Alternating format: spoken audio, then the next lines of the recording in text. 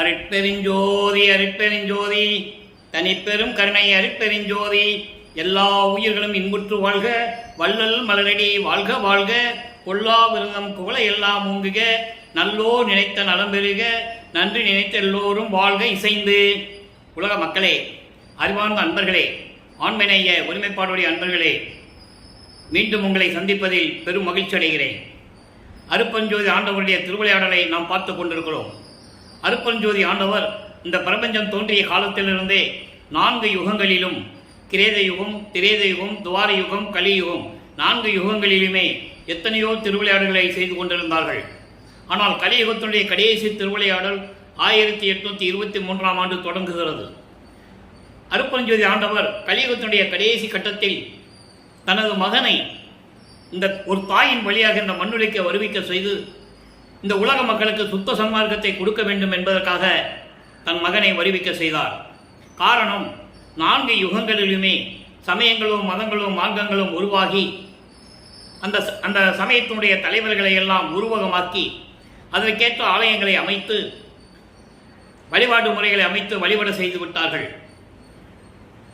காலங்களுடைய யுகங்களுடைய காலங்கள் முடிவடைந்து விட்டது. காலங்களுக்கும் ஆயுள் காலம் உண்டு, யுகங்களுக்கும் ஆயுள் காலம் உண்டு, சமயங்களுக்கும் மதங்களுக்கும் மார்க்கங்களுக்கும் ஆயுள் காலம் உண்டு.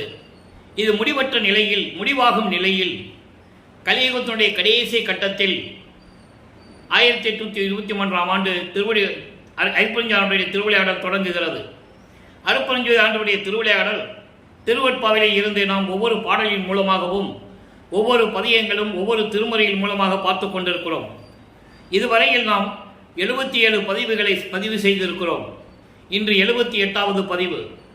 வல்லப்பெருமானவர்கள், பிள்ளை பெருமானவர்கள் இந்த மண்ணுலைக்கு வருவிக்க உற்று 8 ஆண்டுகள் வரையிலும் எந்த நிலையிலும் தெரியாத வகையில் இருந்து கொண்டிருக்கிறார்கள். 9வது ஆண்டிலே அருட்பெருஞ்சோதி ஆண்டவர் தன் மகனை ஆட்கொள்ளுகிறார். அதை திருவெட்பாவிலே கூறுகிறார். ஆண்டாறு 3வது ஆண்டிலே ஆட்கொண்ட அருள்கடலே என்று கூறுவார். ஆரோடு 3வது ஆண்டிலே முன்னை என்னை ஆட்கொண்ட இறைவனை என்று கூறுவார். ஆக இறைவனை அருட்பெருஞ்சாண்டவர் தன் மகனை வந்து ஆட்கொண்டது உறுதியாகிவிட்டது. அந்த நிலையில் 9வது ஆண்டிலிருந்து வல்லப்பெருமானுடைய நிலை என்ன, அருட்பெருஞ்சோதி ஆண்டவர் எப்படியெல்லாம் வந்து தன் மகனுக்கு அருளை கொடுக்கிறார் என்பதை தான் ஒவ்வொரு பாடலின் மூலமாக நாம் பார்த்து கொண்டிருக்கிறோம். 1823ஆம் ஆண்டு தொடங்கி 30/1/1874 இரவு 12 மணி வரையிலும் அருட்பெருஞ்சோதி ஆண்டவருடைய திருவிளையாடல் நடந்து கொண்டிருக்கிறது. இந்த 51 ஆண்டுகளையும் 8 பிரித்து தனது மகனுக்கு எப்படியெல்லாம் அருளை கொடுக்கிறார் என்பதை தான் நாம் இப்போ பார்த்து கொண்டிருக்கிறோம். காரணம், 202 ஆண்டுகள் ஆகிவிட்டது. வல்லப்பெருமானவர்கள் இந்த மண்ணுலைக்கு வருவிக்க உற்று 202 ஆண்டுகள் ஆகிவிட்டது. சுத்த சன்மார்க்க காலம் தொடங்கி 154 ஆண்டுகள் ஆகிவிட்டது. கிட்டத்தட்ட 158 ஆண்டுகள் கிட்டத்தட்ட ஆகிவிட்டது. ஆக சுத்த சன்மார்க்க காலம் தொடங்கிவிட்டது, ஒளி யுகம் தொடங்கிவிட்டது. வல்லப்பெருமானுடைய இறைநிலையை இந்த மண்ணுலகிற்கு, இந்த பூலோகத்திற்கு யாரும் கூறவில்லை என்பதுதான் வேதனையான விஷயம். பொதுப்படையாக பேசினார்களே தவிர வல்லப்பெருமானுடைய இறைநிலையையும் அவருடைய கடவுள் நிலையையும் அருட்பெருஞ்சோதி ஆண்டவர் மகன் என்ற ஒரு நிலையையும் யாரும் இந்த உலகிற்கு எடுத்து கூறவில்லை. திருவெட்பாவில் கூறப்பட்ட உண்மைகளில் இருந்து நாம் அந்த விளக்கங்களை பார்த்து கொண்டிருக்கிறோம். அந்த வகையில் நாம் பார்க்க வேண்டிய பாடல் திருவருள் முறையீடு. பிள்ளை பெருமானவர்கள் இந்த மண்ணுலைக்கு வருவிக்க உற்று 9வது ஆண்டிலிருந்து 12 ஆண்டுகளுக்குள் எப்படி இறைவனிடம் முறையீடு செய்கிறார் என்பதையும், இறைவன் தனது தந்தை மகனை ஆட்கொண்ட பிறகு இவர் இறைவனால் வருவிக்க உற்றவன் என்ற நிலை தெரிந்துவிட்டது. வெளியே யாரிடையும் சொல்லவும் முடியாது, சொல்லவும் கூடாது. இது காலத்தின் கட்டாயம். அந்த நிலையில் இருக்கும்போது நமது பிள்ளை பெருமானவர்கள் மீண்டும் ஏன் தன்னை வந்து ஆட்கொள்ளவில்லை என்றும், ஏன் அருளை கொடுக்கவில்லை என்றும் ஒவ்வொரு பதிகத்திலிருந்து, ஒவ்வொரு பாடலிலிருந்து, ஒவ்வொரு திருமுறையிலிருந்து நாம் பார்த்து கொண்டிருக்கிறோம். அந்த வகையில் இன்று நாம் பார்க்க வேண்டிய பாடல் 78வது பாடல், திருவருள் முறையீடு. பாடலை நல்லா கவனிங்க. தஞ்சம் என்றே நின்ற நாயேன் குறையை தவிர உனக்கு ஓர் பஞ்சமின்றே உலகெல்லாம் நின் சீரர்கள் பாங்கு கண்டாய்.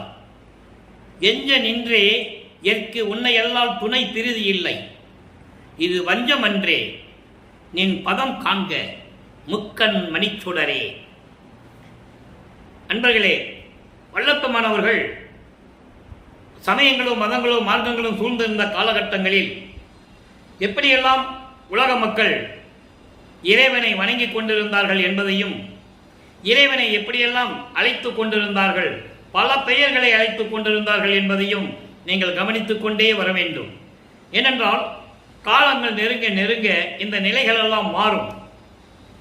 அப்போ சுத்த சன்மார்க்கத்தை பெற்ற பிறகு இறைவன் யார் என்ற உண்மை நிலையை, பிரபஞ்சத்தில் மறைக்கப்பட்ட உண்மை நிலையை எவ்வளவு தெளிவாக கூறியிருக்கிறார்கள் என்பது உங்களுக்கு புரியும்.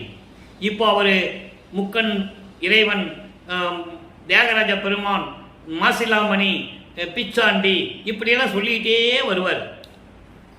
நீங்கள் நல்லா கவனிச்சுக்கிட்டே வரணும். இப்போ அந்த பாடலை பார்த்துட்டோம். இந்த பாடலுடைய விளக்கம் பாருங்க. உன்னையே தஞ்சம் என்று நிற்கும் இந்த நாயேன் குறையை. நாயேன் என்பது ஒரு இழிவானவன், ஒரு தாழ்ந்த நிலையில் இருக்கின்றவன், எந்த ஆதரவும் இல்லாதவன், எந்த ஆதரவும் இல்லாமல் யார் துணையும் இல்லாமல் தெரிந்து கொண்டிருப்பவன். அதை தான் நாயேன் என்று சொல்லுகிறார். நாயேன் ஏன் நாயை ஒப்பிடுகிறார் என்றால், நாய் தான் சுத்திக்கிட்டே இருக்கும், ஒரு இடத்துல இருக்காது. அது போல நான் சுத்தி கொண்டு இருக்கின்றவன் சொல்லுகிறார். உன்னாலே வருவிக்க உற்று 9 ஆண்டுகள் வரையிலும் எந்த நிலையை கொடுக்காமல் இப்போ வந்து 9வது ஆண்டில் ஆட்கொண்ட பிறகு நீ மறைந்து விட்டாய். நீ எப்போ வருவேன் நான் கேட்டேன். முன்பருவம் பின்பருவம் காட்டி நான் வந்து உனக்கு அருள் செய்வேன் என்று சொல்லி மறைந்து விட்டாய். அந்த நிலையில் நான் இருந்து கொண்டிருக்கிறேன். என்னுடைய குறையை நீக்கி ஆளுவது உனக்கு ஒன்றும் பஞ்சமில்லை. உனக்கு என்ன குறை வந்திருக்கு? உனக்கு என்ன குறை இருக்கிறது? நீ என்ன குறைஞ்சு போயிட போற? வருவிக்க விட்ட போய் நீ வாட்டுக்கு ஓடி மறைஞ்சிட்ட. உனக்கு என்ன குறைஞ்சிட போகுது எனக்கு அருளை கொடுத்தா? அந்த நிலையில் இருந்து கொண்டு சொல்லுகிறார், உனக்கு ஒன்றும் குறைந்து விடாது. உலகமெல்லாம் உனது அருள் புகழ் பரவி இருக்கின்றது. உலகமே உன்னை வணங்கி கொண்டிருக்கிறது. எனக்கு உன்னை தவிர துணை வேறு இல்லை. உன்னை தவிர எனக்கு துணை வேறொன்றும் இல்லை. எந்த குறையும் இல்லாது என்னை ஆட்கொள்ள வேண்டும். இது ஏமாற்று வேலை அல்ல. சும்மா ஏமாற்றிட்டு இருக்கக்கூடாது. சின்ன குழந்தைய ஏமாற்றிட்டு இருக்கேன், மகன்னு சொல்லிட்டு போயிட்டேன். இப்போ நான் அனாதையாக நின்றுட்டு இருக்கேன். எனக்கு அருளை கொடுத்தா உனக்கு என்ன குறைஞ்சிட போகுது? சீக்கிரம் வந்து என்னை அருளை கொடுக்க வேண்டும். முக்கண் உடைய இறைவனே, 3 கண்கள் உடைய இறைவனே, உன் திருவடி மீது சத்தியம், விரைவில் வந்து அருள்வாயாக என்று சொல்லி இந்த பாடலை நமக்கு அருளியிருக்கிறார்கள். சரி, இப்போ திருவெட்பாவை ஏன் பாடல்களாக கொடுக்க வேண்டும்? இந்த பிரபஞ்சத்தில் எத்தனையோ காவியங்கள் புராணங்கள்லாம் தோன்றின. எத்தனையோ ஞானமுடையவர்கள் எல்லாம் தோன்றினார்கள். இறைவனை அருளை பற்றி பாடினார்கள். இறைவனிடம் இந்த அருளை பெற்றுக்கொண்டு ஞானம் பெற்றார்கள், முக்தி அடைந்தார்கள். அந்த நிலையோடு போனவங்க தான் அத்தனை பேருமே. மெஞ்ஞானம் யாரும் அடையவில்லை என்பதை இங்கே நான் பதிவு செய்ய கடமைப்பட்டிருக்கிறேன். திருவெட்பாவில் கண்ட உண்மை, இதை யாராலும் மறுக்க முடியாது, மறுத்து பேசவும் முடியாது. அத்தனை உண்மைகள் இருக்கிறது திருவெட்பாவிலே. ஆக இந்த நிலையில் இருந்து கொண்டு திருவருள் முறையீடு செய்து கொண்டிருக்கிறார் நமது பிள்ளை பெருமானவர்கள். ஆண்டுகள் உருண்டு ஓடுகின்றன. 13வது ஆண்டு தொடங்குகிறது. நான் ஏற்கனவே கூறியது போல வல்லப்பெருமானை பற்றி கூறும் பொழுது வயரை பற்றி குறிப்பிட்டு அவரை பேசவே கூடாது. மிகப்பெரிய தவறு. இறைவனுக்கு ஏது வயது? ஒவ்வொரு யுகத்திலும் இருந்தவனுக்கு ஏது வயது? ஒவ்வொரு யுகத்திலும் எப்படி இருந்தார் என்பதை திருவெட்பாவிலே நமக்கு அருளியிருக்கிறார்கள். அதற்கான நிறைய ஆதாரங்கள் உண்டு. நான் ஏற்கனவே நிறைய தடவை இந்த ஆதாரங்களுக்கெல்லாம் விளக்கம் கொடுத்திருக்கிறேன். இப்போ 1ஆம் திருமுறை முடிவடைகிறது. அந்த பாடல் திருவருள் முறையீடிலே 78வது பாடல் நிறைவடைகிறது. இன்னும் 232 பாடல்கள் மொத்தம் அந்த பதியத்திலே. ஒவ்வொரு பாடலிலும் எப்படி இறைவனிடம் முறையீடு செய்கிறார் என்பதை தான் நாம் பார்த்து கொண்டிருக்கிறோம். அப்போது வல்லப்பெருமான் அவர்களுக்கு 12 ஆண்டுகள் ஆகிறது. வருவிக்க விட்டு 12 ஆண்டுகள் ஆகிறது. இப்போ 13வது ஆண்டு தொடங்குகிறது. மனம் ஒரு நிலையில் இல்லை. நண்பர்களே, அருட்பெருஞ்சோதி ஆண்டவருடைய திருவிளையாடலை நீங்கள் தினமும் பார்க்க வேண்டும். பார்த்தால்தான் பிரபஞ்சத்தின் உண்மை உங்களுக்கு புரியும். எத்தனையோ பேர் பாடிய பாடல்களெல்லாம் பிரபஞ்சத்தின் உண்மை சத்தியமாக இருக்காது. இறைவனை பற்றி உருக்கமாக பாடி அருளை பெற்றிருப்பார்கள், அவ்வளவுதான். இப்ப பாருங்க, 13வது ஆண்டு தொடங்குகிறது. வருவிக்கவுற்ற 13வது ஆண்டு தொடங்குகிறது. மனம் ஒரு நிலையில் இல்லை. மனம் திருவொற்றியூருக்கு போக சொல்லுகிறது. போக சொல்லுகிறது என்பதை விட அருட்பெருஞ்சோதி ஆண்டவர் மனதை தூண்டி விடுகிறார். ஏனென்றால் தன் மகன் சமயங்களிலும் மதங்களிலும் மார்க்கங்களிலும் பற்று கொண்டு இருக்க வேண்டும். அதன் பிறகு தனது மகன் வாயாலேயே இது தேவையில்லை என்று சொல்ல வேண்டும். அவருடைய மகன் வாயாலேயே சுத்த சன்மார்க்கத்தை உலக மக்களுக்கு அறிமுகப்படுத்த வேண்டும். இந்த நிலை தொடர்ந்து கொண்டிருக்கிறதே. நமது பிள்ளை பெருமான் அவர்கள் திருவொற்றியூர் செல்லுகிறார். அங்கே 2ஆம் திருமுறை உதயமாகிறது. ஒவ்வொரு திருமுறை இதுவரை 9 பதியத்தை நாம் பார்த்திருக்கிறோம். இன்று 10வது பதியத்திலே பழமொழி வேல் வைத்து, உலகையில் பழமொழி சொல்லுவாங்கல்ல, அந்த பழமொழியை வைத்து இறைவனிடம் பரிவு கூறுதல், இறைவனிடம் முறையீடு செய்தல். 7வது பாடல் இன்னைக்கு பார்க்க போறோம். முதல்ல பழமொழியை பார்ப்போம். அந்த பழமொழிக்கு ஏற்றபடி தன்னுடைய நிலையை வல்லபெருமானவர்கள் எப்படி உலக மக்களுக்கு தெரிவிக்கிறார் என்பதை பார்க்க போகிறோம். பாடலை நல்லா கவனிங்க. முதல் இல்லாமல் ஊதியம் பெற விளையும் மூடன் என்ன? நல்ல கவனிங்க. முதலீடே செய்யாம லாபம் சம்பாதிக்கணும்னு நினைக்கிற முட்டாள் போல. உலகில் சொல்லுவாங்கல்ல, சும்மா சுத்திட்டு இருக்க என்ன பண்ணுறது, முதலீடு செய்யணும். முதலீடு செஞ்ச பிறகு அதை அக்கறையாட அந்த தொழிலை செய்யணும். நிதானமாக அக்கறையோட அந்த தொழிலை செஞ்சு லாபம் சம்பாதிக்கணும். முதலீடே செய்யாமல் லாபம் வேணும்னு நினைக்கிறாங்கல்ல, அந்த முட்டாள் போல, முதலீடு செய்யாமல் லாபம் விரும்பக்கூடிய முட்டாள் போல, நின் மெய்கடல் பதம் ஏத்துதல் இல்லாது நின் அருள் பெற விளைந்தேன். பழமொழியை சொல்லிட்டாரு. முதலீடு செய்யாம லாபம் நினைக்கிற முட்டாள் போல, நான் உன் மீது பக்தி இல்லாமல், அன்பு இல்லாமல், காதல் இல்லாமல், உன் திருவடியை வணங்காமல் உன்னுடைய அருளை பெற நினைத்துக் கொண்டிருக்கிறேன், நினைத்தேன், விளைந்தேன் சொல்லிட்டாரா? பழமொழியை சொல்லி விளக்கம் சொல்றாரு. அப்படிப்பட்டவன் போல நான் உன்னுடைய திருவடிகளை வணங்காமல் நான் உன்னுடைய அருளை பெற வேண்டும் என்று நான் நினைத்தேன். துட்டனேன் அருள் சுகம் பெறுவேனோ? துட்டனேன் என்பது தன்னை துஷ்டன் என்று சொல்லுகிறார், கெட்டவன் என்று சொல்லுகிறார், துஷ்டன் என்று சொல்லுகிறார். காரணம், மனம் வேதனைப்படுகிறது. வருவிக்கவுற்றவன் என்ற நிலை தெரிந்த பிறகு அவருடைய நிலையை நினைத்து வருந்துகிறார். அந்த நிலையில் இருக்கும்போது இந்த பாடலை கொடுக்கிறார். அப்படிப்பட்ட இந்த துஷ்டன் முதலில் ஆறலல் கண்ணுடையவனே, நெருப்பு போன்று நெற்றிக்கண் உடைய இறைவனே. நல்ல கவனிக்கன்றே. இங்கே நெற்றிக்கண் உடைய இறைவன் சொல்லுவாரு, சிவபெருமான் சொல்லுவாரு, ஈசன் சொல்லுவாரு, தியாகராஜ பெருமான் சொல்லுவாரு. நீ போக போக திருமுல்லை வாயிலுக்கு போய் மாசிலாமணின்னு சொல்லுவாரு, திருவள்ளி தாயத்துக்கு போய் பிச்சாண்டின்னு சொல்லுவாரு. இதெல்லாம் நம்ம பார்த்துக்கிட்டே வரணும். வந்தாதான் அதனுடைய விளக்கங்கள் நமக்கு புரியும். அப்போ அப்படிப்பட்ட இறைவனே, நோக்கும் அன்பர்கள் தேக்கும் இன்னமுதே, உன்னை வணங்கக்கூடிய அன்பர்களின் உள்ளத்தில் இனித்துக் கொண்டிருக்கின்ற அமுது போன்ற இறைவனே, சிதறில்லா வளம் ஓங்கி என்னாலும் திகழும் ஒற்றிய தியாக நாயகனே. இங்க தியாகராஜ பெருமான் சொல்றாரு, முக்கன் உடையவன் தியாகராஜ பெருமான் சொல்றாரு. சொல்லிதான் ஆகணும். ஏன்னா இதுதானே பிரபஞ்சம் தோன்றிய காலத்தில் சொல்லிட்டு இருக்காங்க. அதையும் இவர் சொல்றாரு. காரணம், அந்த நிலையில் அவர் இருந்து கொண்டிருக்கிறார் என்பதை விட அருட்பெருஞ்சாண்டவர் தன் மகனை இருக்க வைக்கிறார். ஒரு காரியத்தை செயலாற்றி அதில் ஒண்ணுமே இல்லைன்னு உலக மக்களுக்கு சொல்லணும். அதான் கான்செப்ட். இப்போ சீதலில்லா வளம் ஓங்கி என்பது நீர்நிலைகள் நிறைந்த செழித்து வளம் கொழிக்கும் திருவொற்றியூரில் இருக்கின்ற தியாகராஜ பெருமானே என்று சொல்லி இந்த பாடலை நமக்கு அருளியிருக்கிறார்கள்.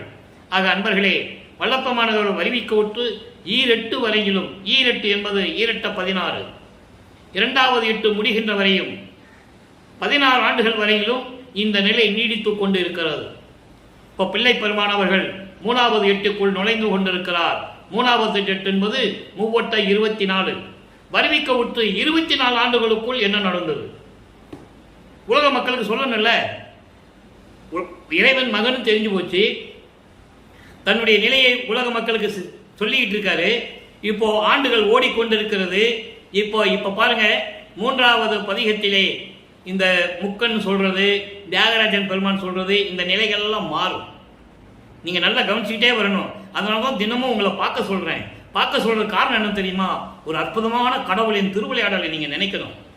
எத்தனையோ திருவிளையாடல்கள் புராணங்கள் சொன்னதை நீங்க கேட்டிருக்கீங்க, பார்த்துருக்கீங்க. அதாவது சேனல் மூலமாக பார்த்துருக்கீங்க, தொலைக்காட்சி மூலியமாக பார்த்துருக்கீங்க, எவ்வளவோ நீங்கள் பார்த்து கொண்டு இருக்கிறீர்கள். இது யாரும் நீங்கள் உங்களுக்கு சொல்லியிருக்க மாட்டாங்க. அதனால தான் தினமும் நான் பார்க்க சொல்கிறேன். இப்போ இந்த நிலையில் இருந்து கொண்டு 3ஆம் திருமுறை உருவாகிறது. பதிகம் 8, 7 பதிகத்துடைய விளக்கத்தை பார்த்திருக்கிறோம். இன்று பதிகம் 8 திருவுலாத்திரம். திருவுலாத்திரம் என்பது அதில் இன்னைக்கு 7வது பாடலை பார்க்குறோம். இந்த திருவுலாத்திரம் என்பது தோழியிடம் இறைவனுடைய பவனியை பற்றி சொல்லுவது. திருவொற்றியூரிலே நின்று கொண்டிருக்கிறார். தியாகராஜ பெருமான் பவனி வருகிறார், திருவிழா வீதி வருகிறார். அதனுடைய சிறப்பு என்ன, இறைவன் எப்படிப்பட்ட இறைவன், அவருடைய மன உறுதியை இந்த பதிகத்திலே நமக்கு கூறியிருக்கிறார்கள். ஒரு பெண்கள் தோழியிடம் சொல்லுவது போல கூறியிருக்கிறார்கள். அதன் மூலமாக உலக மக்களுக்கு என்ன கூறுகிறார் என்பதை தான் இப்போ நம்ம பார்க்க போறோம். ஏன்னா 24 ஆண்டுகள் வரைக்கும் அவருடைய நிலை தான் தொடர்ந்து கொண்டிருக்கிறது. பாடலை பாருங்க. சிந்தைக்கு இனியார், இறைவனை பற்றி சொல்லுகிறார். சிந்தைக்கு இனியார் ஒற்றி நகர்த்துகளும் செல்வ தியாகரவர், சந்த தடம் தோல் கண்டவர்கள் தம்மை விழுங்க வரும் பவனி முந்த புகுந்து புலகமுடன் மூடி குளிர கண்டலது கந்த புழல்வாய் பெண்ணே நான் கண்ணீர் ஒளிய காணேனே. கண்களிலிருந்து நீர் கூட வராதுன்னு சொல்ற, கண்ணீர் கூட எனக்கு வராது, அவ்வளவு ஆனந்தத்தில் இருக்குன்னு சொல்றாரு. எதுக்கு என்பதை இப்ப இந்த பொருள் பட பார்க்க போறோம். நல்லா கவனிங்க. இப்போ திருவொற்றியூரில் இருக்கிறாரு. தியாகராஜ பெருமான் திருவிழா வீதி வருவதை கேள்விப்பட்டு அந்த பவனியை நான் பார்க்காமல், இறைவனுடைய அந்த முகத்தை பார்க்காமல் வணங்காமல் நான் வரமாட்டேன் என்று கூறுவார். இதுவரைக்கும் நம்ம பார்த்த பாடல்ல நான் கூந்தல்ல பூ முடிய மாட்டேன், நான் என் கண்கள் மூடி உறங்க மாட்டேன், சாப்பாடு சாப்பிட மாட்டேன், இப்படியெல்லாம் சொல்லுவார். கூந்தலை முடிய மாட்டேன்லாம் சொல்லுவார். காரணம் என்ன சொல்றாருன்னா, தன்னை ஒரு பெண்ணாக உருவகப்படுத்தி இறைவன் மீது உள்ள காதலை சொல்ல வேண்டும் என்றால் ஒரு பெண்ணாக இருந்து சொல்ல வேண்டும். காதலை சொல்லும்போது ஆண்மகன் சொல்லுவதை விட ஒரு பெண் சொல்லுவது இனிமையாக இருக்கும். அது மனம் வருத்தம் எப்படி அடைகிறது, காதலனை பார்க்காவிட்டால் காதலி எப்படி துன்பப்படுவாள், அந்த காதலி போய் தன் காதலனை பார்க்கவில்லை என்று எப்படி தோழியிடம் போய் சொல்லுவாள் என்பதைத்தான் நாம் இந்த பாடலிலே பார்த்து கொண்டிருக்கிறோம். அதை நீங்கள் நல்லா புரிஞ்சுக்கணும். உலக மக்களுக்கு சொல்றாரு, உலக மக்களே, நான் அவனிடம் அருட்பெருஞ்சாண்டவரிடம் செல்வ மகனாக செல்வ பிள்ளையாக வளர்ந்து கொண்டிருந்தேன்.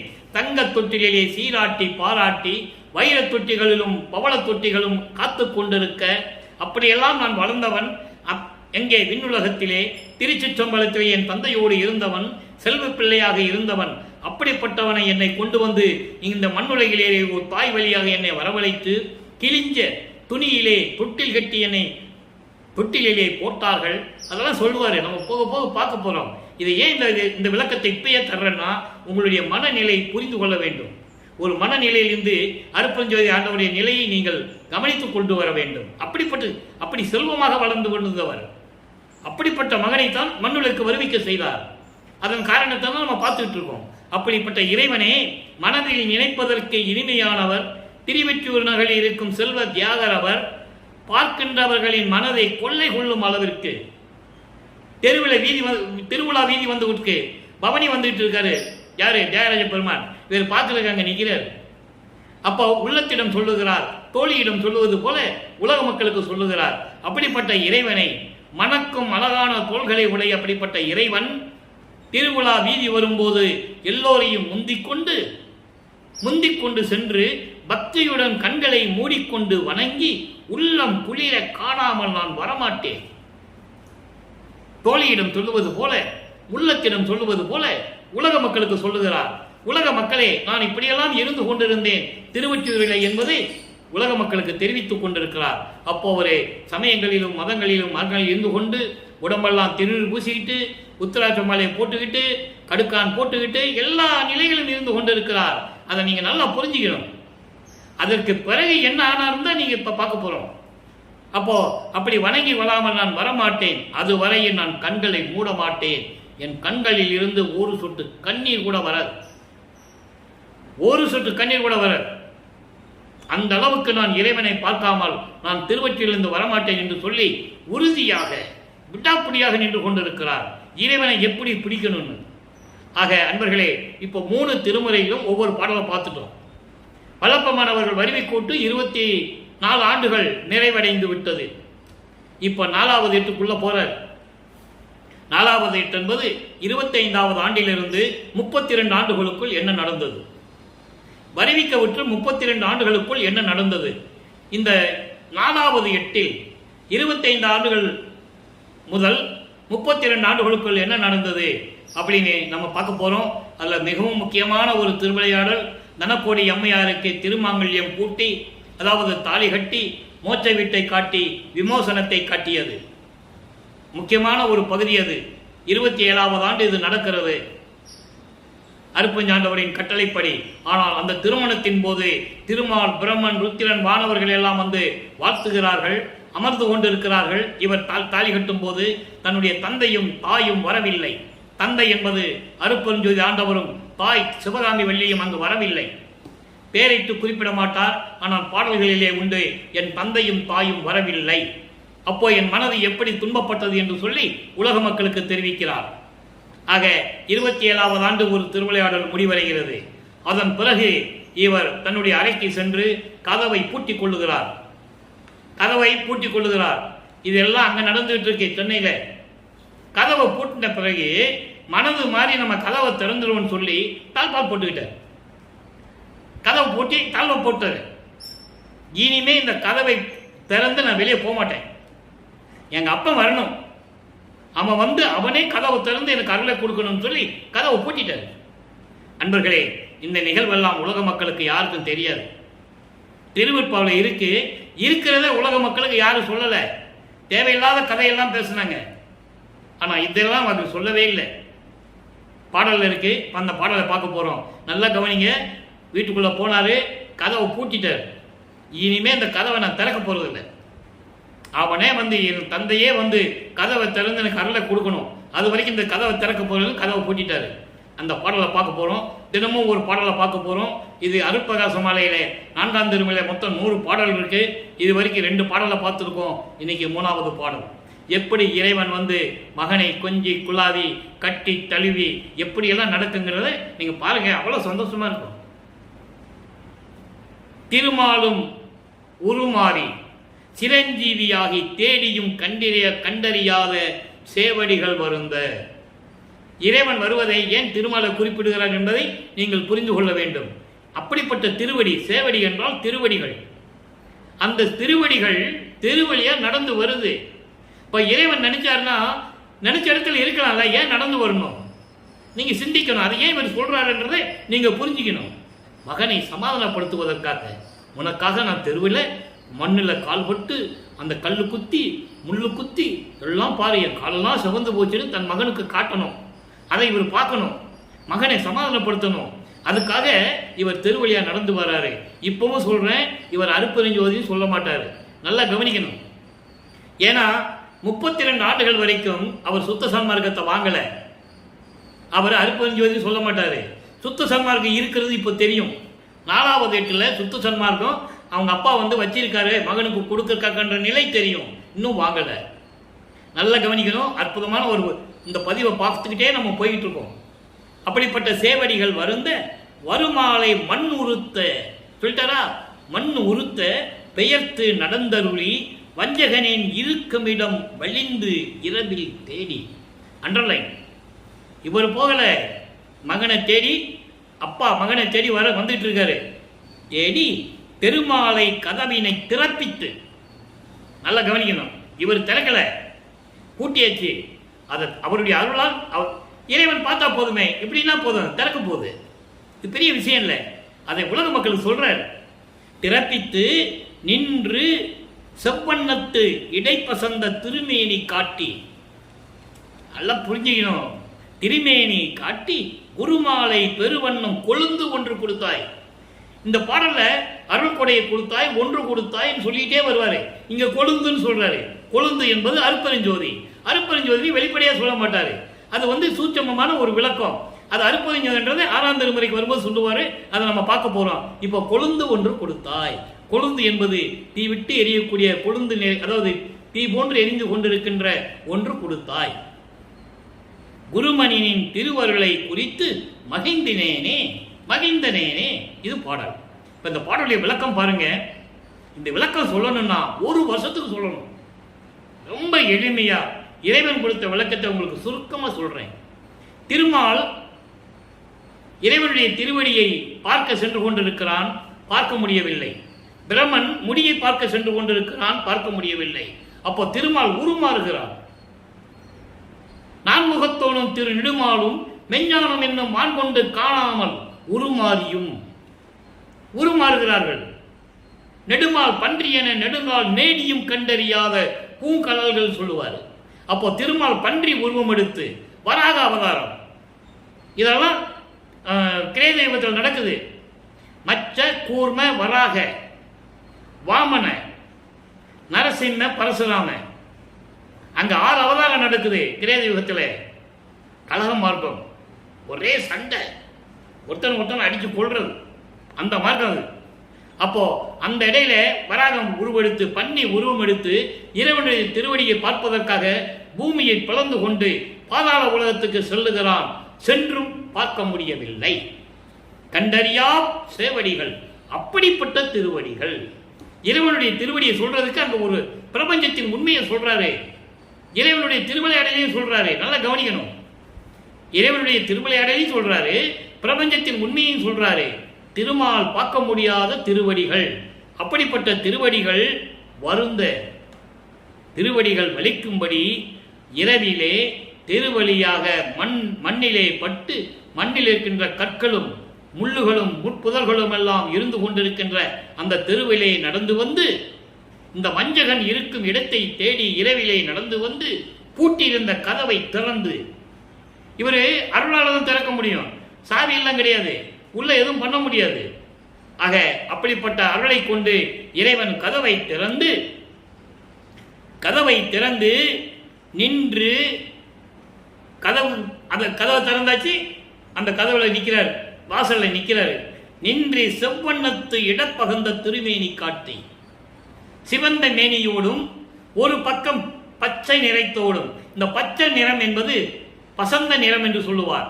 அதாவது உமையாளை ஒரு பக்கம் கொண்ட இறைவன், ஒரு பக்கம் பசுமை நிறைந்த நிறத்தில் இருக்கும், ஒரு பக்கம் பெண் நிறம், பாதி உடம்பில் பாதின்னு சொல்லுவார்.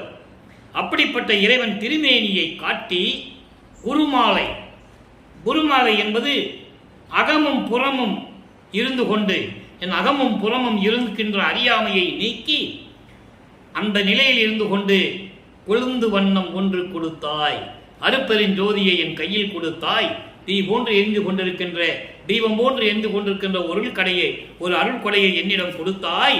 குருமணியின் திருவருள்க, அதாவது குருமணி என்பது இறைவன் நிலையில் இருந்து கொண்டு நின் திருவருளை குறித்து மகிழ்ந்தனேனே, உன்னுடைய திருவருளை நினைத்து நான் மகிழ்ந்து கொண்டிருந்தேன் என்று சொல்லுகிறார். ஆக 32 ஆண்டுகளுக்குள் இறைவன் திரும்பி வந்து தன் மகனை ஆட்கொண்டு ஒரு கொடையை கொடுக்கிறார், அருப்பெருஞ்சோதியை கொடுக்கிறார். எப்படிப்பட்ட இறைவன்? திருமால் கண்டறியாத சேவடிகள் என்று சொல்லுகிறார். ஆக இறைவன் திருவழியா வந்து நடந்தது, கதவை திறந்து அருப்பெருஞ்சோதியை கையில கொடுத்தது, எல்லாம் சொல்லிட்டு இருக்கிறாரு. ஓகேவா? இப்போ 32 ஆண்டுகள் முடிவடைந்து விட்டது. தனக்கோடி அம்மையாருக்கு விமோசனத்தை காட்டி திரும்பி வந்து இறைவன் வந்து அருளை கொடுத்து தன் மகனை எப்படியெல்லாம் திருவழியாக நடந்து வந்து அந்த அருளை கொடுத்தார் என்பதை நாம் பார்த்து விட்டோம். இப்போ 33வது ஆண்டு தொடங்குகிறது. நமது பிள்ளை பெருமான் அவர்கள் 5வது எட்டில் இருந்து கொண்டிருக்கிறார். 5வது எட்டு என்பது 33வது ஆண்டிலிருந்து 40 ஆண்டுகளுக்குள் என்ன நடந்தது உலக மக்களுக்கு சொல்லணும். இப்போ சுத்த சன்மார்க்கத்தை வாங்க போகணும். எங்க? திருச்சிற்றம்பலத்துக்கு போகணும். எப்படி அண்டங்களை கடந்து போறாரு? ஏற்கனவே நம்ம ஒவ்வொரு பதியத்திலிருந்து பார்த்துக்கிட்டு இருக்கோம். இப்போ 33வது ஆண்டு தொடங்கத்தில் எல்லா பற்றுகளையும் துறந்து தான் வந்த இந்த பூலோகத்துக்கு வந்த காரியங்களிலே ஒன்று முக்கியமானது தனக்கோடி அம்மையாரை ஆட்கொண்டு அந்த அம்மையாருக்கு விமோசனத்தை காட்டியது. அதன் பிறகு அருளை பெற்றுக்கொண்டது, ஏமசித்தியை பெற்றுக்கொண்டார். இப்போ அருப்பெருஞ்சோதி சுத்த சன்மார்க்கத்தை வாங்க போகணும், சாகா கல்வியை கற்றுக்கணும், தத்துவங்களை ஜெயிக்கணும், கடவுள் நிலைக்கு போகணும். இப்போ இந்த நிலைகள் படிப்படியாக எப்படி நடக்கின்றன ஒவ்வொரு பதியத்திலிருந்து பார்க்க போகிறோம். 6ஆம் திருமுறை அருப்பெருஞ்சோதி என் ஆண்டவர் என்ற தலைப்பிலே நமக்கு பாடல்களை அருளி இருக்கிறார்கள். அருப்பெருஞ்சோதி தான் ஆண்டவர். இது வரைக்கும் சொன்னதெல்லாம் வேற. சிவபெருமான் சொல்லுவாரு, ஒரு பக்கம் பச்சை நிறமா இருக்கு, கழுத்துல பாம்பை சுத்திட்டு இருக்காரு, தலையில கங்கையை வச்சிருக்காரு, முடிசூடி இருக்கிறாரு, இப்படியெல்லாம் சொல்லுவார். அப்போ சமயங்களிலும் மதங்களிலும் மார்க்கங்களிலும் இருந்து கொண்டு இருந்தார்கள். இப்போ அதெல்லாம் விட்டணும், விட்டாச்சு. திருநீர் பூசுறதை விட்டாச்சு, உத்தராட்ச போட்டை தூக்கி கீழே போட்டாச்சு, கடுக்கான கழட்டியாச்சு. கடுக்கான யாரு கழட்டுறது? அருப்பஞ்சாண்டவர் கழட்டுறாரு. அதெல்லாம் திருவிளையாடலாம் வரும், நம்ம பார்க்கும்போது ஒவ்வொரு பாடல் மூலமா பார்க்க போறோம். எல்லாத்தையும் கடத்தாச்சு. திருடம் வேடத்துல இருந்து கலட்டுறது யாரு? அருப்பெருஞ்சோதி ஆண்டவர். ஏன்னா அது இருக்கக்கூடாது. சுத்த சன்மார்க்கத்துக்கு வரும்போது இந்த சமயங்களிலும் மார்க்கங்களில் கூறப்பட்ட நெறிகள்லாம் இருக்கக்கூடாது. அது பிறகுதான் இவருக்கு சுத்த சன்மார்க்கத்தை கொடுக்கணும். எல்லாம் கொடுத்தாச்சு. கீழே ஒரு ஆடையை வேஷ்டி அணிகிறார், மேலே முக்காடு போட்டு ஒரு வேஷ்டி அணிகிறார். அந்த நிலையில் இருந்து கொண்டு எங்கே விண்ணுலகத்திற்கு சென்று கொண்டு இருக்கிறார். சுத்த சன்மார்க்கத்தை வாங்கணும். இப்போ அருப்பஞ்சாண்டவர் தான் என் கடவுள்னு சொல்றார். அதை முதல்ல பார்ப்போம். தான் அந்தமில்லாத தன்மையை காட்டும் சாகாத கல்வியை தந்து எனக்கு உள்ளே தேனந்தத்து தெல்லமுது ஊற்றி பெருக்கி தித்தித்து சித்தம் சிவமயமாக்கி. முதல்ல இந்த 4 வரைக்கும் பார்ப்போம். இப்போ தான் அந்தமில்லாத தன்மையை காட்டும் இறைவனுடைய நிலை என்ன? ஆதியும் அந்தமில்லா இறைவன் அருப்பெருஞ்சோதி, சுயமாக தோன்றியவன் அருப்பெருஞ்சோதி, தாய் வயிற்றில் முளைக்காத இறைவன் என்று சொல்லுவார். அப்படிப்பட்ட இறைவனுடைய தன்மையை காட்டுகின்ற அந்த சாகா கல்வியை எனக்கு தந்து, இந்த சாகா கல்வியை எப்படி கத்துக்கிட்டார் என்றதை திருவருட்பாவையில் சொல்லுவார். அதனுடைய விளக்கெல்லாம் நம்ம பார்த்திருக்கோம். இருந்தாலும் இங்கே சாகா கல்வி என்று வரும்போது அந்த விளக்கத்தை கூற நான் கடமைப்பட்டிருக்கிறேன். நாகாதிமனும் நாராயணனும் நான்முகனும் நறுமுறுமெனவே தெல் அமுது கொடுத்தாய் நானும் உண்டு துண்ணவே சாகா கல்வியை பயிற்று தந்த தயவையே சாற்றலுக்கரிது. மெய்யருடைய போல சொல்லுவார். இந்திரனும் பிரம்மனும் திருமாலும் மற்ற தேவர்கள் எல்லாம் கோபமாக நறுமுறும் என்று பல்ல கடிச்சுக்கிட்டு அவ்வளவு கோபமா இருக்கிறாங்களாம். யாருக்கும் கிடைக்காத சாகாத கல்வியை தன் மகனுக்கு மட்டும் கொடுத்துட்டு இருக்காரு. என்ன அதான் சொல்றாரு. சாகா கல்வியை தந்து எனக்கு உள்ளே தேனந்தத்து தெல்லமுது ஊற்றி பெருக்கி, எனது உள்ளத்திலே ஊற்றெடுத்து பெருக்கி தேன் போன்று அமுதம் போன்று திகழ்ந்து கொண்டிருக்கின்ற இறைவனே தித்திக்கும் சித்தம் சிவமயமாக்கி, எனது உள்ளத்தை சிவமயமாக்கி அருப்பெருஞ்சோதியாக்கி சொல்றாரா. அருப்பெருஞ்சோதியாக்கி வான் அந்த மாதியம் கண்டுகொண்டு எங்க மேல போயிட்டு இருக்காரு, முடிவில்லாத இடத்துக்கு போயிட்டு இருக்கிறாரு. கண்டுகொண்டு அழியா வாழ்க்கையில் இன்புற்று மரணமில்லா பெருவாழ்வில் பேரின்பமாக இருந்து சுத்த வேதாந்தம் ஆனந்த வீதியில் ஆட செய்தீரே. வேதாந்தம் ஆனந்த வீதியில் என்பது சுத்த மெஞ்ஞான வீதியில். நான் ஏற்கனவே கூறினேன், ஞானம் என்பது வேறு, மெஞ்ஞானம் என்பது வேறு. ஞானம் பெற்றவர்கள் கோடிக்கணக்கான பேர்கள் இருக்கிறார்கள், ஆனால் மெஞ்ஞானம் பெற்றவர்கள் யாரும் இல்லை. அந்த மெஞ்ஞான நெறியிலே, அந்த மெஞ்ஞான வீதியிலே, சுத்த சன்மார்க்க நெறியிலே என்னை விளங்க செய்தீரே. அருப்பெருஞ்சோதி என் ஆண்டவர் நீரே. இப்போ அருப்பெருஞ்சோதி ஆண்டவர் தான் உண்மையான கடவுள்னு சொல்லிட்டார். அதுக்காகவே ஒரு பதியத்தை நமக்கு அருளி இருக்கிறார்கள். ஏன்னா இதுவரைக்கும் தியாகராஜ பெருமானு சிவபெருமானு இருக்கிற பேரெல்லாம் சொல்லிட்டு இருப்பாரு. அப்போ சமயங்களும் மதங்களும் மார்க்கங்களும் இருந்த நிலையில சொல்லுவார். இப்போ அதெல்லாம் விட்டுட்டாரு, வேண்டான்ட்டாரு. இப்போ சுத்த சன்மார்க்கத்தை வரும்போது அருப்பெருஞ்சோதி தான் ஆண்டவர்னு சொல்லிட்டாரா. இப்போ பாருங்க, அச்சோ 10 பதிகம் 45வது பதிகம். அச்சோ 10 என்பது வேற ஒன்றும் இல்லை, இறைவனுடைய அருளை பெற்றது 10 விதமாக சொல்லுவார். ஒவ்வொரு பாடலிலும் ஒவ்வொரு விதமாக சொல்லுவார். அருப்பெருஞ்சோதியை எப்படி பெற்றார், அங்க ஒண்ணு கொடுத்துட்டு போயிட்டார், அவ்வளவுதான் வச்சிக்கோன்னு. அது எப்படிப்பட்ட நிலைன்னு உலக மக்களுக்கு சொல்லணும். அதுல சொல்றாரு 3வது பாடல் சொல்றாரு. அச்சோ 10 3வது பாடல் நல்லா கவனிங்க. எப்பொருளும் எவ்வுயிரும் எவ்வுலகமும் விளங்க விளக்கிடுவான் தன்னை. அப்படிப்பட்ட இறைவன் எல்லா உலகங்களிலும் சரி, எல்லா உயிர்களும் சரி, எவ்வுலகமும் எப்பொருளும் சரி, இப்படிதான் அதனுடைய உண்மையான நிலையை, அந்த பிரபஞ்சத்தின் உண்மையை எனக்கு விளக்கி சொன்ன அப்படிப்பட்ட இறைவனை விளக்கிடுவான் தன்னை. அப்படிப்பட்ட இறைவனை செப்பரிய பெரிய ஒரு சிவபதியை, சொல்ல முடியாத அளவிற்கு அரிய நிலையில் இருந்து கொண்டிருக்கின்ற சிவபதியை, அருப்பெருஞ்சோதியை, சிவபதி அருப்பெருஞ்சோதியை சிவகதியை, எல்லா உயிர்களுக்கும் அடக்கலம் கொடுத்து கொண்டிருக்கின்ற காத்து கொண்டிருக்கின்ற இறைவனை, சிவபோகத்தை பேரின்பமான இறைவனை துப்பரவு பெற எனக்கே அருளமுதம் அளித்து துணிந்து அளித்த துணையை துப்பரவு. துப்பரவு என்பது புனித நிலை. புனித நிலை என்பது சுத்த சன்மார்க்க நிலை. சுத்த சன்மார்க்க நிலையை பெற கடவுள் நிலை அறிந்து அம்மையமாகின்ற நிலை அதான். அப்படிப்பட்ட நிலையை கொடுத்து எனக்கு அருளமுதம். நல்லா கவனிக்கணும். அவர் எங்க சாப்பிட்டாரு சாப்பிட்டாரு சாப்பிட்டாரு சாப்பிட்டாருன்னு பொய் பிரச்சாரம் பண்ணி கொண்டிருந்தார்கள். அவர் தெரியாத ஆண்டில், அதாவது வருவிக்க விட்டு 8 ஆண்டுகளுக்குள் அவர் உண்ட உணவெல்லாம் அமுதமாயிற்று என்று சொல்லுவார். 9வது ஆண்டிலே சில தவிர்க்க முடியாத காரணங்களினால், இந்த மண்ணுலக்கு வருவிக்க விட்ட சொந்தங்களினால், உறவுகளினால் வீட்டிலே சாப்பாடு என்று சாப்பிடு என்று சொல்லும்போது அவர்கள் முன்னாலே அமர்ந்து கொண்டு, அதாவது சோத்தை எடுத்து வாய்க்குள்ள வைக்கிறது தான் தெரியும். உள்ள எப்படி போச்சுன்னு யாருக்கு தெரியும்? அதான் தத்துவ சித்தி. எல்லாம் அமுதம் சொல்லுவார். வெளியே சொல்ல முடியாது. எனக்கு பசி இல்லை, நான் கடவுள் குழந்தை, எனக்கு எதெல்லாம் சோறு வேண்டாம்னு சொல்ல முடியாது அந்த காலகட்டத்தில். அந்த நிலையில் இருந்து கொண்டு இந்த பாடலை நமக்கு அருளி இருக்கிறார்கள். அப்படிப்பட்ட அமுதம், அருள் அமுதம் துணிந்து அளித்த துணை. துணிந்தன என்ன? எந்த தளங்களும் தடைகளும் இல்லாமல், சமயங்களும் மதங்களும் மார்க்கங்களில் கூறப்பட்ட நெறிகளை எல்லாம் நீக்கி என் தங்கு தடையின்றி துணிந்து வலிமையுடன் உறுதியுடன், இவன் என் மகன், அருள் அமுது சாப்பிடக்கூடியவன், அவனுக்கு ஏது பசி என்று சொல்லக்கூடிய அளவிற்கு எனக்கு அமுதம் கொடுத்த இறைவன் என் அப்பனே, எனது தந்தையை திருச்சிற்றம்பலத்தின் அருப்பெருஞ்சோதியை பெற்றேன். திருச்சிற்றம்பலத்திலே அருப்பெருஞ்சோதியை நான் பெற்றுக்கொண்டேன். எங்க? அங்க போய் தான் வாங்குறாரு. நல்லா புரிஞ்சுக்கணும். இங்க என்ன சொல்லுவாங்க? அவன் ராமலிங்கரே எங்கேயா போயிருப்பாங்க, இங்க இருப்பான், நாளைக்கு எங்கேயாவது ஊர் சுத்த போயிருப்பான், 3 மாசம் ஆகும், 6 மாசம் ஆகும். கூட இருந்த மாணாக்கர்கள் என்று சொல்லப்பட்டவர்களும், கூட இருந்த நண்பர்களும் என்று சொல்லப்பட்டவர்களும், சுற்றம் என்று உறவினர்கள் என்று சொல்லப்பட்டவர்களும் என்ன சொன்னாங்க? அவன் எங்கேயாவது போயிருப்பான்ப்பா. அவர் வானத்துக்கு போனாரு, திருச்சிற்றம்பலத்துக்கு போனாரு, யாருக்கு தெரியும்? அது சொல்றாரு. பாட்டில் சொன்னதை வெளியே மக்கள்கிட்ட சொல்லல.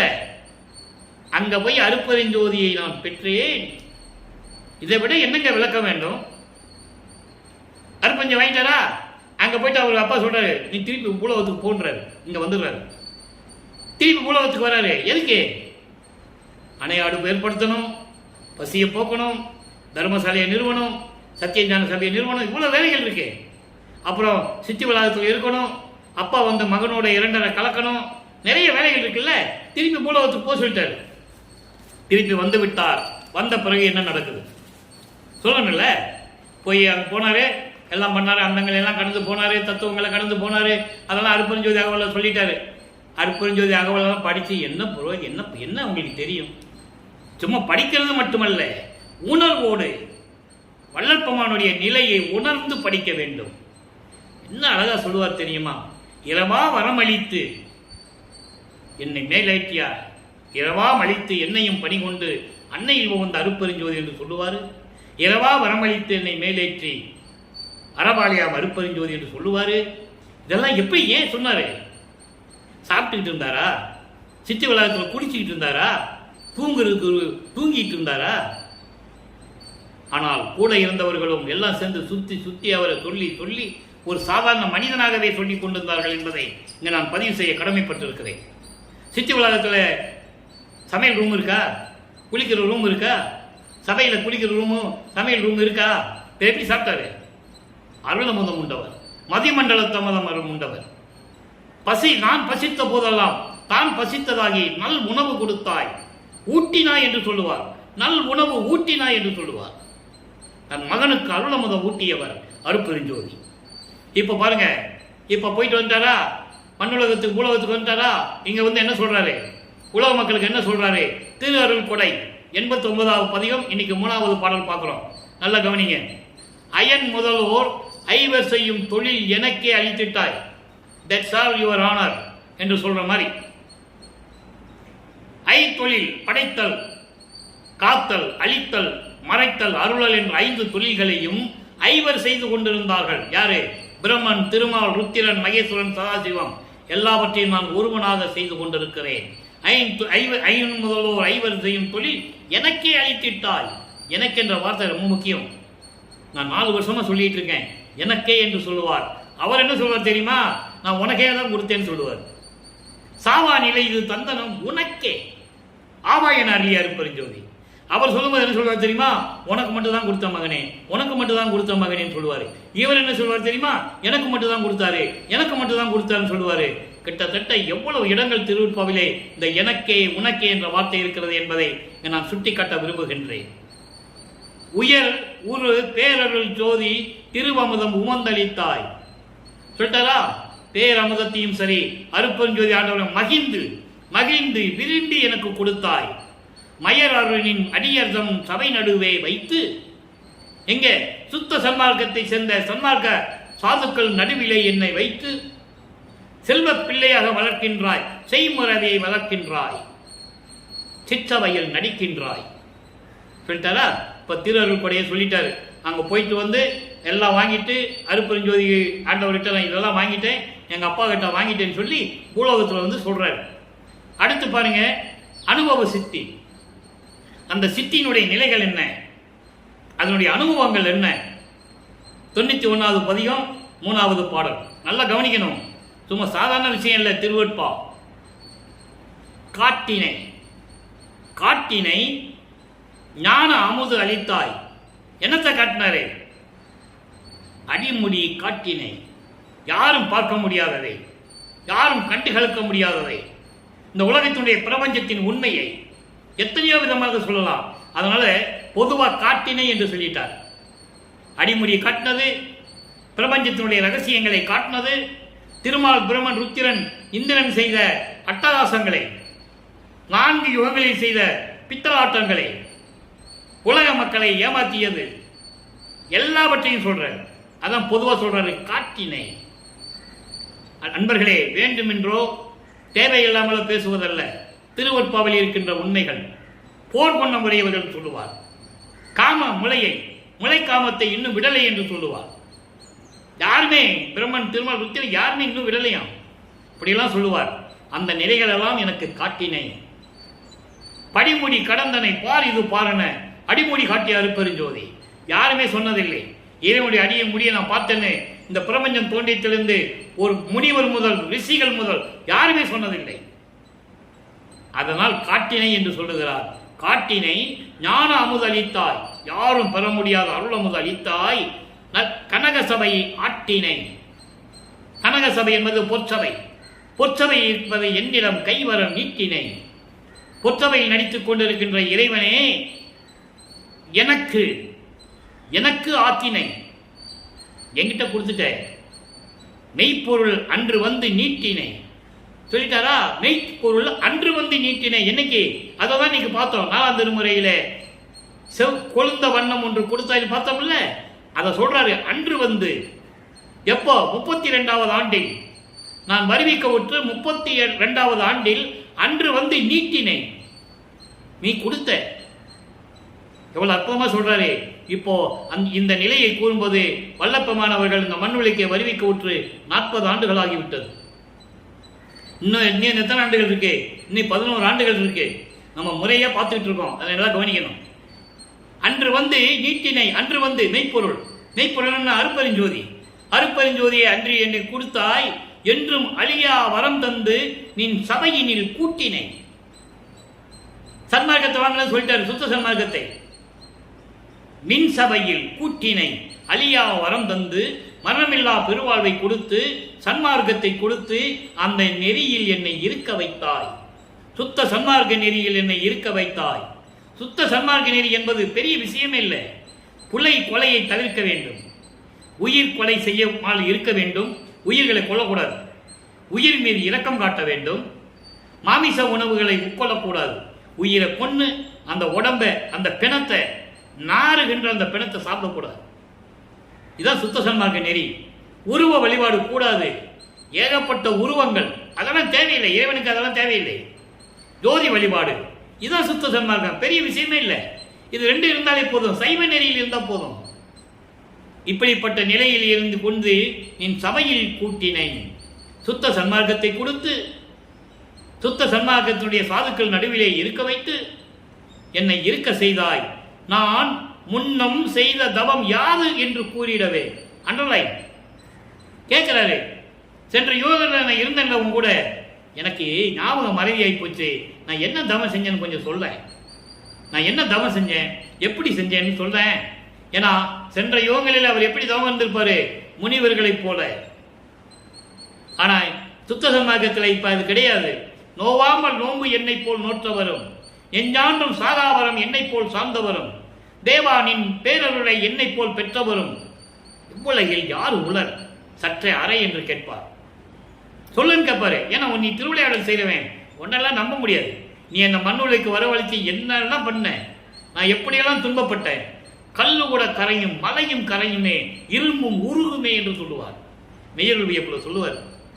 அப்படிப்பட்ட நிலையில் இருக்கிற என்னை இப்படியெல்லாம் செஞ்சல, நீ சொல்லுன்னு கேட்கிறார். நான் போன யுகங்கள்லாம் நான் எப்படி இருந்தேன்னு சொல்ல அப்படின்னு சொல்லுவார். இப்போ அந்த நிலை முடிந்து விட்டது. அடுத்து மெய்யருள் வியப்பு 112வது பதியம். கவனிச்சுட்டே வாங்க, எப்படியெல்லாம் நடக்குதுன்னு நீங்க நினைச்சு பாருங்களேன். நீங்க எத்தனையோ புராணங்களை பார்த்துருப்பீங்க, எத்தனையோ திருவிளையாடல்களை கேட்டிருப்பீங்க, தொலைக்காட்சி மூலியமா பார்த்துருப்பீங்க. இப்படியெல்லாம் திருவிளையாடல் நீங்க பார்த்துருக்க முடியாது. எந்த விதமான கெடுதல் இல்லாமல், மோகம் இல்லாமல், காமம் இல்லாமல், எதுவுமே இல்லாமல் ஒரு திருவிளையாடலை நீங்க பார்க்கவே முடியாது. சண்டையிடாமல், கொல்லாமல், ஒருத்தன் வெட்டிக்குவான். அதெல்லாம் திருவெட்பாலை இருக்காது. அந்த நிலையை உருவாக்குவதற்காகத்தான் நமது இறைவன் வல்லப்பெருமான் அவர்கள் வருவி கூட்டார் என்பதை நீங்கள் புரிந்து கொள்ள வேண்டும். இப்ப மெய்யருள் வியப்பில் என்ன நடக்குது பாருங்க. அன்றே என்னை அடியனாக்கி, அண்டர்லைன் சொல்லிட்டாரா, பிரபஞ்சம் தோன்றிய காலத்திலிருந்தே நான் உனக்கு அடியனாக இருந்தவன். அன்றே என்னை அடியனாக்கி ஆண்ட ஜோதியே, அதோடு மட்டுமா அதன் பின் பிள்ளையாக்கி சொல்லிட்டாரா. ஒவ்வொரு யுகத்திலும் அவர் இருந்தவர் என்பதை இந்த பாடல் ஒன்று போதும். இன்னும் நிறைய இருக்கு, ஆனா இது ஒன்று போதும். அதன் பின் பிள்ளையாக்கி, உன்னிடந்த செல்வ பிள்ளையை நீ எனக்கு செல்வ பிள்ளை என்று பெயரிட்டு வளர்த்து கொண்டிருந்தாய். கொல்லை என இன்பம் கொடுத்தாய், நினது செல்வ பிள்ளை என ஏற்கு பெயரிட்டாய். கள்ளமதம் அளித்தாய், சன்மார்க்க சங்கத்தை வைத்தாய். எந்தாய் கருணை இது பாடல். அப்படிப்பட்ட ஒரு செல்வ பிள்ளையை ஒரு தாயின் வழியாக இங்க மண்ணுலைக்கு கொண்டு வந்து இந்த உலகிலே என்னை, அந்த தாய்க்கு என்னையும் பிள்ளையாக்கி, எப்படி சொல்றாங்கன்னு நீ பார்க்கணும். இப்படியெல்லாம் என்னை பிள்ளையாக்கி அருள் இங்கு அளித்த ஜோதியே, பிள்ளையாக்கி என்னை கஷ்டப்படுத்த வச்சு, வருத்தப்பட வச்சு, அலைய வச்சு, தெரு தெருவா அலைய வச்சு, அப்புறம் என்னை ஆட்கொண்டு இங்கு அருள் அளித்த ஜோதியே. இங்கு என்பது இந்த மண் உலகில், இந்த பூலோகத்திலே என்னை கொண்டு வந்து எனக்கு அருள் அளித்த ஜோதியே, நன்றே மீட்டு நேயனாக்கி நயந்த ஜோதியே. இதான் சுத்த சன்மார்க்க நெறி. உயிர்களுக்கு உற்ற நண்பனாக்கி, உயிர் நேயம் கொண்டு உயிர்களுக்கு உற்ற நண்பனாக்கி எனக்கு இங்கு விரும்பி அருள் அளித்த ஜோதியே. அப்ப என்னாச்சு, இந்த வரி மூலமா அவர் வருவிக்க உற்றது, தன்னுடைய பிள்ளையை இங்க கொண்டு வந்தது, எல்லாம் சொல்லிட்டாரு. நயந்த ஜோதியே. அடுத்த வரி பாருங்க. நீயும் நானும் ஒன்று என்று உரைத்து நல்கும் ஜோதியே. அவ்வளவுதான், நீயும் நானும் ஒண்ணுட்ட மகனே, நீயும் நானும் ஒண்ணுப்பா, வேற வேற கிடையாது. இதனுடைய முடிவு தான், இதனுடைய கிளைமேக்ஸ் தான். 30/1/1874 இரவு 12 மணிக்கு சித்தி வளாகத்திலே தந்தை மகனோடு 2 கலந்தது. இவர் போகல, அவர் தான் வராரு. இப்போ நீயும் நானும் ஒன்றென உரைத்த நல்கும் ஜோதியே என்று சொல்லுகிறார். இறுதியாக உலக மக்களுக்கு ஆடேடி பந்து என்ற பதிகத்திலே பாடல்களை அருளி இருக்கிறார்கள்.